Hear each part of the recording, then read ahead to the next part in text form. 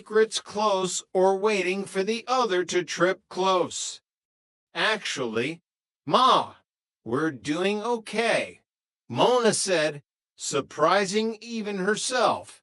We survived a spider invasion and a music video.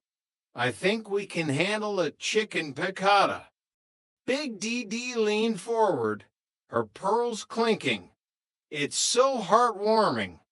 I always told Charles that Mona just needed a positive influence in her life. Someone with direction. Mona felt the old fire rising. Direction.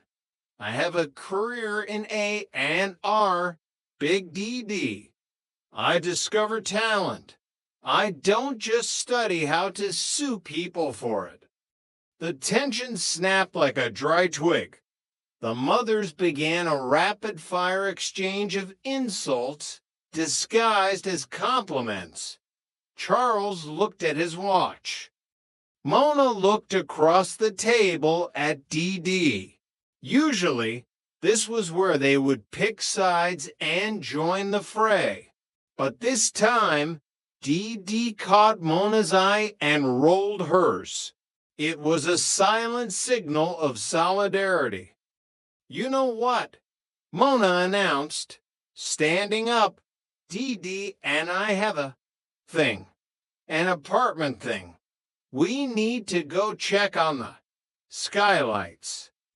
Yes, DD agreed, standing up so fast she nearly knocked over the orchids. The skylights are very leaky right now. The two sisters practically bolted from the room, leaving their stunned parents behind. They didn't stop until they reached the roof of the building. They stood there in the cool night air, looking out at the city lights. The muffled sounds of their parents' argument drifted up through the vents, but out here, it felt distant. That was a close one. DD breathed, leaning against the railing. I think we just staged a coup, Mona said, leaning beside her. We left the old guard to fight their own battles. I like it, DD said. The new guard has a better view. Mona looked at her sister. They were still messy. Their family was still a disaster. And they were still half-sisters with a complicated map of scars. But as they stood on that roof, the fog began to roll in again. And for the first time, Mona didn't feel like a rough draft. She felt like part of a story that was finally starting to make sense. Happy birthday to us. Eventually, Mona whispered. To us, DD agreed. And in the quiet of the San Francisco night, the sisters Thorne simply watched the world go by, together. Chapter 7, The Big 25. The Big 25, Mona muttered, staring at the lone $20 bill in her wallet. I have 25 years on this planet and $25 in the bank. If I live to be 100, I'll finally be able to afford a down payment on a bagel. She was sitting at her desk at Delicious Records, surrounded by empty coffee cups and the lingering stress of the Dante video shoot. Spencer was leaning against her cubicle wall, tossing a stress ball. Look on the bright side, Spencer said. You're 25. You're in your prime. You have your health, your talent, and a sister who is currently planning a birthday party that could be seen from space. Mona groaned. That's exactly the problem. DD wants a joint party. She's talking about themes and color schemes. She wants lavender. I want a disco ball and a watermelon filled with vodka. A vodka melon. Very sophisticated, Spencer teased. Very. 1986. The mention of 86 triggered a flash of a memory the spectacular of 86. It was the last time they had shared a party. Charles had bought them identical bikes, except Dee Dee's had pink, sparkly tassels. Mona's had nothing. And the cake Mona's name was second because D comes before M in the alphabet, according to Big DD. I'm giving it one more chance, Mona said, more to herself than Spencer. A joint party, for the sake of the ceasefire. The planning, however, was anything but peaceful.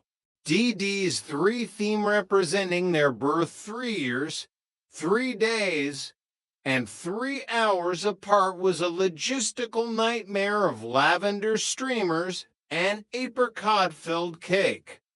Apricot, Mona had shrieked during their planning session. I like chocolate. DD. Chocolate is a food group. Apricot is just a sad peach.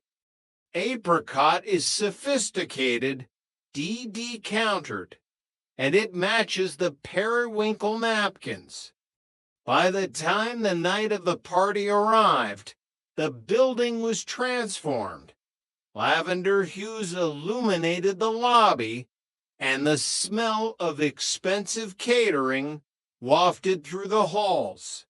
Mona walked into the room wearing a sleek, dark dress, feeling like a shadow in a field of flowers.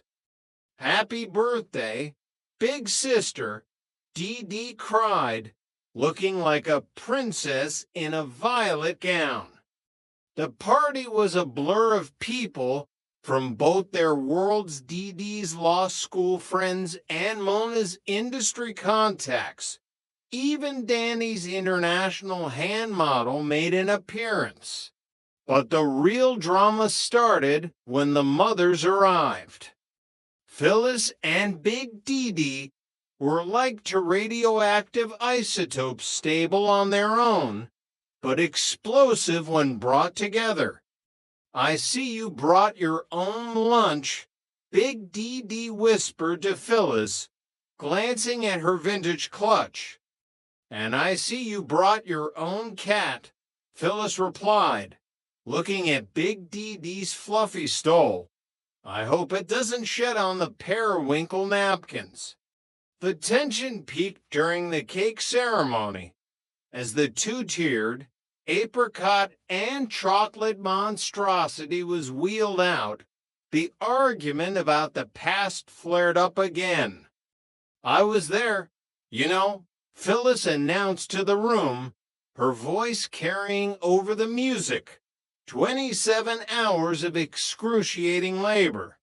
Mona gave me life, and she gave me stretch marks. And DD gave us joy, Big DD added, and a reason to buy a larger house. Mona stood between them, the new Mona philosophy ringing in her ears. She looked at DD, who looked just as mortified as she was. Okay, that's enough, Mona shouted, grabbing a knife. We are 25. We are grown women. And we are eating this cake before I start throwing it. She sliced into the cake the apricot side and the chocolate side and handed a piece to DD.